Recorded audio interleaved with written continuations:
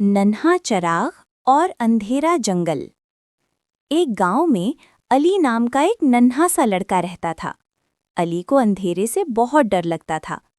एक दिन वो खेलते खेलते जंगल के किनारे पहुंच गया। अचानक सूरज डूब गया और हर तरफ अंधेरा छा गया।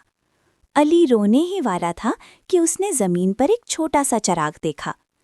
चराग बहुत हल्की रोशनी दे रहा था। अली ने कहा, इतनी सी रोशनी से क्या होगा? तब एक नन्ही चिड़िया बोली, अंधेरा खत्म करने के लिए बड़ी रोशनी नहीं, बस रोशनी जलाने की हिम्मत चाहिए। अली ने चराग उठाया और आहिस्ता आहिस्ता चलने लगा।